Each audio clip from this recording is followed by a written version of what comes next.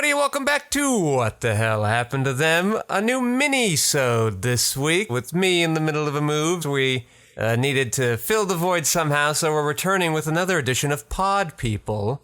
This time we have former guest of the cast, Valerie Royer. Say hello, Valerie. Hello. You may remember her from our, what is it called, Hotel Transylvania 3 episode, and she'll be joining us again in the not-too-distant future for our newest season. But Valerie, for people who didn't listen to that episode, tell us a little bit about yourself. All right. Well, like Patrick said, my name's Valerie. I am currently in Missouri. I just moved from LA, where I'd been for about 5 years, just kind of needed to slow down for a little bit. So I'm working at my mother's toy store in small town Missouri, and I gotta say, it's pretty fun. So since your mother was a math teacher, are all the toys like extremely educational and boring? No, not at all. Okay. Because her first love was like fashion design. So really a lot of it is doll clothes that she makes. I don't know if you know what an American Girl doll is, but it's kind of like it's bigger than a Barbie. It's like 18-inch dolls, and girls are obsessed with them. And I never got one when I was a kid because they're like $120. What? Yeah, but my mom has her own brand of dolls that are only $40. And then she makes clothes for those dolls, and it's the whole thing. Well, what if I got like a Somalian girl doll? Would that be significantly cheaper? They will slap that $120, $130 on They don't there. give a shit. Doesn't matter where these American girls are from. Could be anywhere in the world, these American girls. Doesn't matter. Really, the only thing that's super mathy at my mom's store is like when she's ringing people out. She doesn't, anytime she has a sale, she just does all the math in her head, and I can't keep up with it. Does she have Barbie? She's like Math Professor Barbie? No. I for some reason, I always imagine professors having a graduation cap on while they're teaching. Basically. She has a lot of building blocks, off-brand Legos. I guess, are those mathy? I don't know. Like geometry. I don't know. I Some mathematicians sort of snoot at geometry and statistics. They're like, you're not math. Well, her doctorate is in the history of math, so she's like extra nerd. She's like nerd central. So you were hanging out in LA with me for a while. Now you're in Missouri. I imagine the big difference is the dogs are a lot bigger over there. I don't know if I've seen a single dog. Just no dogs at all. Yeah, there's just not a lot of people walking their dogs like there is in LA. I feel like with all the big open space, though, you'd be prime time to have the big fancy dogs and not the little dogs in a stroller. Maybe I just don't go to the right farms that have the big dogs. Yeah, okay. I drive past 12 cornfields on the way to work. Yeah, people don't have to walk their dogs. They just let them roam in their own yards. Yeah. My mom has 4 cats, so they just roam the neighborhood all day, and then they come home for dinner. All right, so you are an editor, but you've also recently been doing some audio editing on these not 1 but 2 podcasts you've been working on. Is that correct? Yeah. Are these the first podcasts you've worked on for yourself? For myself, yeah. I've edited some other people's podcasts. Mm-hmm.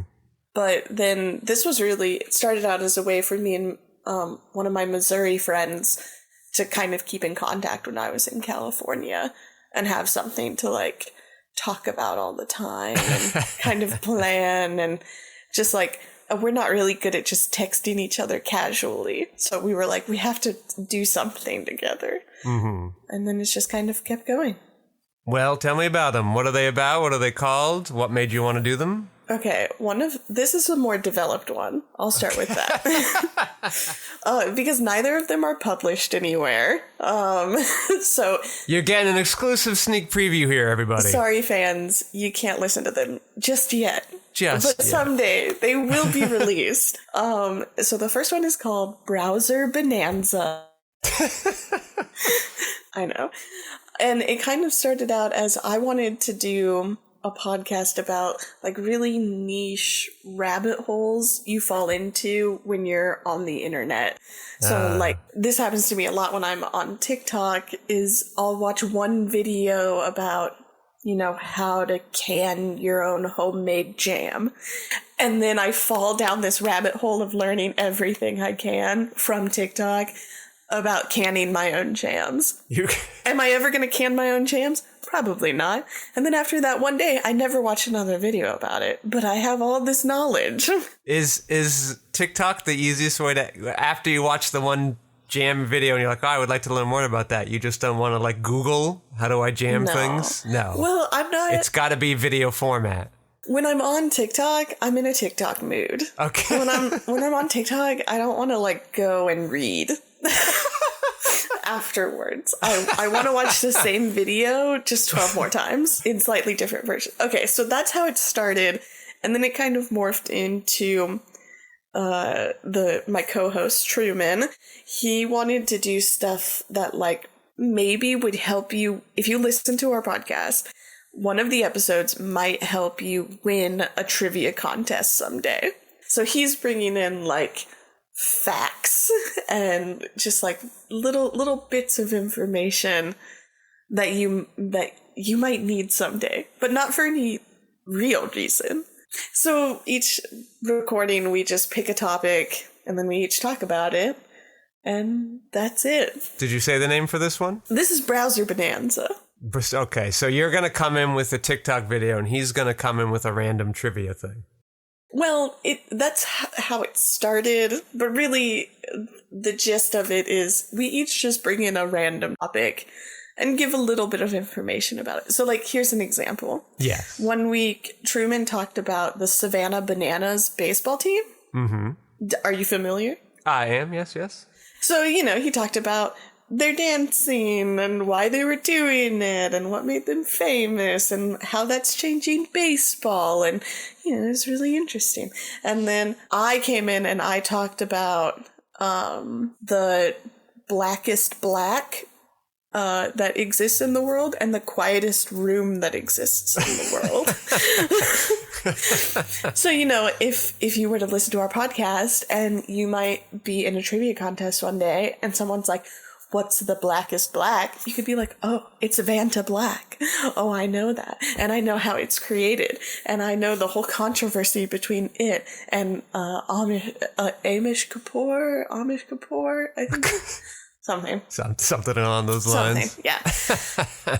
What else have we talked about? I haven't listened to any of our I've been in the middle of a move, right? Of course. Listen, that's what I'm going through right now. I understand that. Yeah, so we've gone a couple months without recording anything. I had a little... We also do little mini segments. Mm-hmm. And one day Truman brought in a bunch of names of other... Do you know the movie Lilo and Stitch?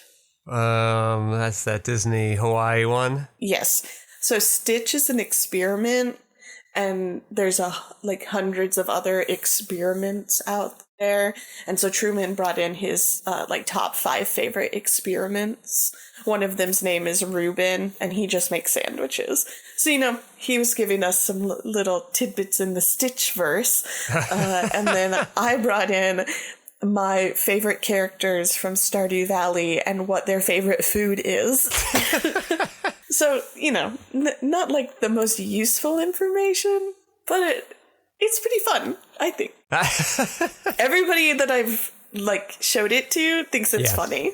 And maybe that's just because they like me, but we'll see. Well, you know, I don't feel bad about sitting on episodes for a while. Joe and I started recording the show in 2015, and we didn't release our first episode until 2017, so... Ooh, okay. It, you know, we sat on like 30-something episodes for years, so it does happen.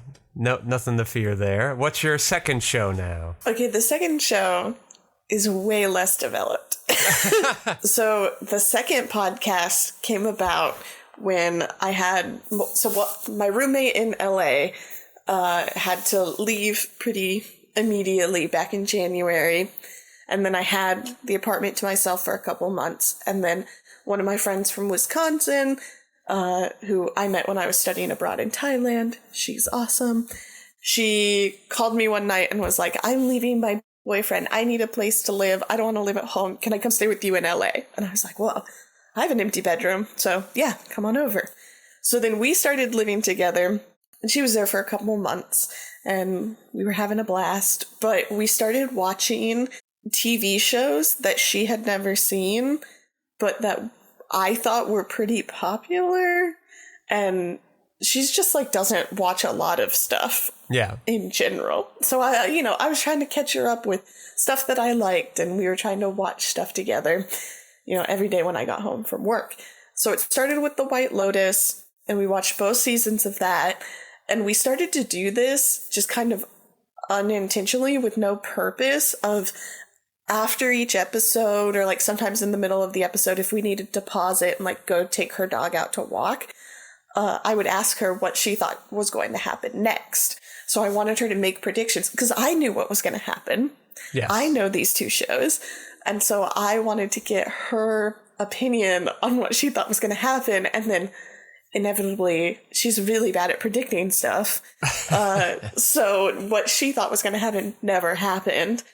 And then we started to, after we watched The White Lotus, we started to watch Game of Thrones, which I thought was crazy that she had never seen any of it.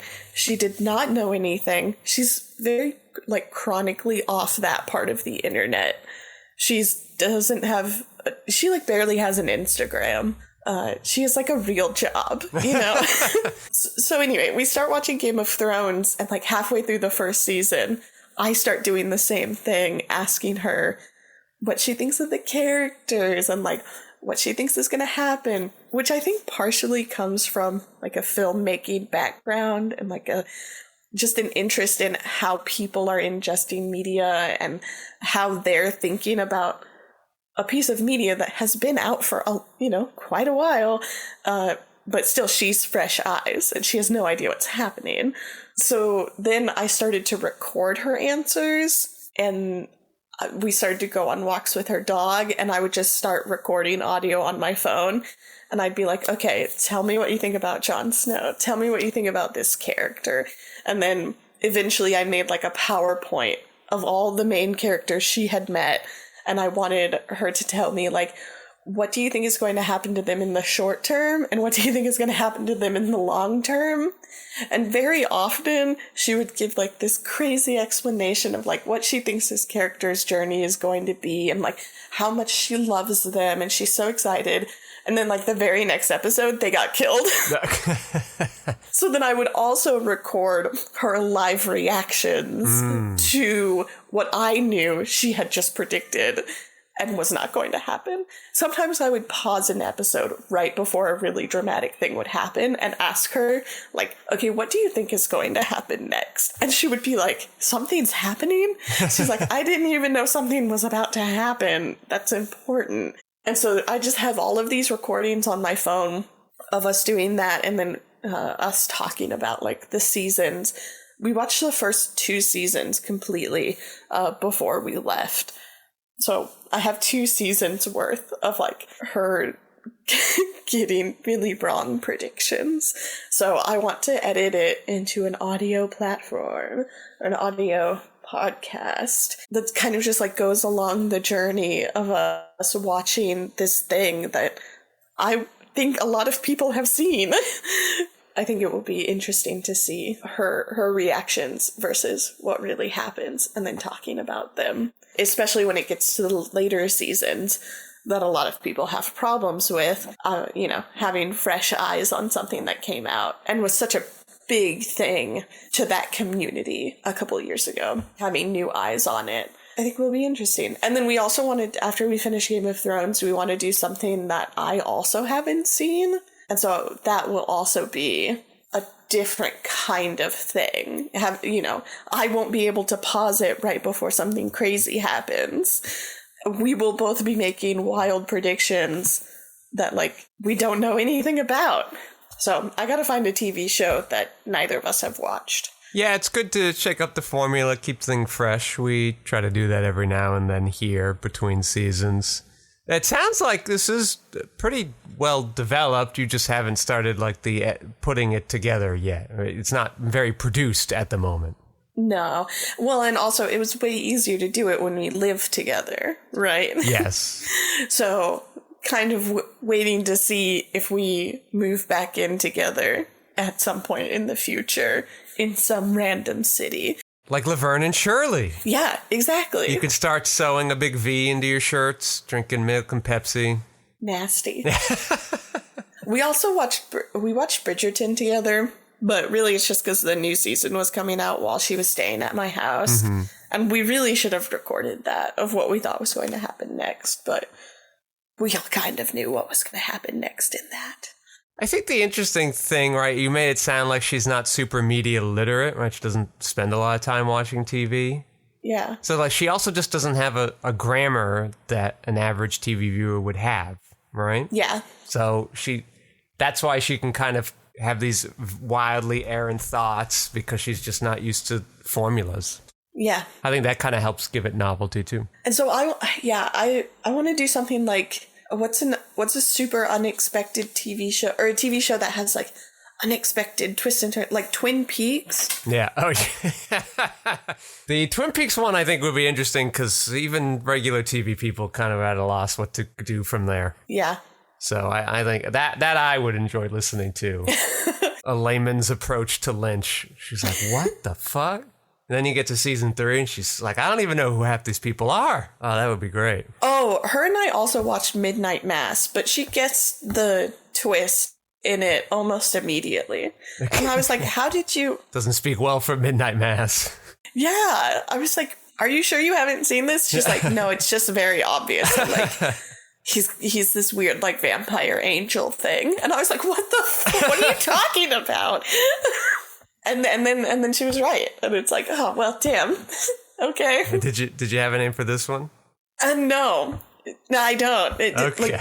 Like, predictions. It's got to be something about predictions. Well, all right. You got a little time to work. Maybe when you get a couple episodes out, we'll bring you both back, you and her back on. Well, in this, I need to shout out another podcast. Yeah. Which I don't think you would ever listen to, but it's called Normal Gossip. Mm-hmm. And so the host has a special guest on every episode, and people have anonymously written in these gossip stories that are typically in like niche communities. And then they anonymize it also, but it's like a neighborhood knitting group and the drama that happened in it one summer, or a gay kickball league and the divorces that all went through, in one season. And what this host will do a lot of the time is, as she's telling the gossip story, she'll pause and ask the guest for the show, what do you think is about to happen? So it kind of stemmed from that. From this gossip podcast. Yes. Now you gave it a focus. Yes, exactly. The gossip on that podcast gets me through the day. Even, like, if anybody ever wants a recommendation for a podcast, that is always the first one. I listen to a lot of podcasts, and that's one of the only ones that's not, like, from a weird community that I'd like to be a part of. That's just a podcast I got recommended by someone, and I have just recommended it to everybody I've ever known. It is so good. I love it so much. Okay. So yeah, that's kind of where that formula came from. All right. Well, I mean, it sounds like an interesting idea. Definitely worth exploring. I hope you'll keep tinkering away with that one. And the other one is Browser Bananza. Yeah. That one's not out yet either, but could be out soon. Ooh, maybe.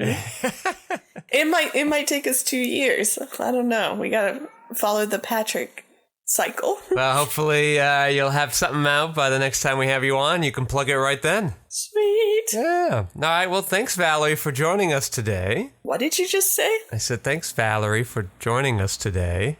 Oh, okay. What did you think I said? What I heard was, thanks, Valerie, today. What? A little lag in the internet, perhaps. Yeah. Well, I am in a town with the population of 902, so don't have the best internet. A lot of foot traffic at the toy store there? Oh, well, her toy store's in a bigger town. Okay. 10 minutes away. Gotcha. Don't worry. And thanks to Lev Van Rensselaer for minding those audio boards and keeping the sound so slippery smooth. I am your host, Patrick Skeyhill. You can find our features, documentaries, short films, video essays, animations, behind-the-scenes footage, and so much more at quixoticunited.com and social media, presumably with a similar sounding name. Thank you all for listening. Valerie, say goodnight. Good night. So you ever wake up and you just like go to your mom and be like, hey, why did you pick Valerie? Or are you like, yeah, Val, sweet name? Well, I know the reason. Yeah, what is it? She used to be a teacher, and she was just grading papers one day while she was pregnant, and she saw the name Valerie, and she was like, oh, that's really pretty. She's just like, I love Valerie Bertinelli. This will be great. Yeah. I don't know if it was really that deep. Do you, like being back in Missouri? Yeah. It's had its ups and downs. Sure. But yeah, it's nice to be somewhere familiar and more laid back, and I don't know, I love not driving, so. The movie Twisters, did that hit a little close to home? I have not seen the new movie Twisters, but I have heard that, yes, it was very reminiscent of the Joplin tornado. Oh, no, well, I haven't seen it either, so. In solidarity, I'm like, I'm not supporting the tornado industrial complex. Yeah, no. It's ravaged our nation. You can't just put a hot man chasing tornadoes and think, oh, this is okay. I think in the first, 10 minutes, 5 people get killed in that movie. 5, you think our main characters just get sucked right up. Yeah, I've never heard of that guy, but Joe tells me that he's been in, everything this year. And I go, well, the name has never come up unless he's brought it up, because he's like, look how hunky he is, Patrick. And I go, I don't care. He's got kind of a weird face, but in a good way. Okay. You didn't see Top Gun Maverick? Oh, I guess I did. Oh, he's in that. He's a main character. Well, what was that? 2 years ago? It was nominated, so I'm like, all right, I've watched all the other ones. I guess I'll watch it. And I was just bored the whole time. I think I glazed over a good chunk of it. Yeah, I know. It made Joe and Lawrence upset too. But none of them were surprised. All right, give me 30 seconds here. Get some of this room tone for each of us.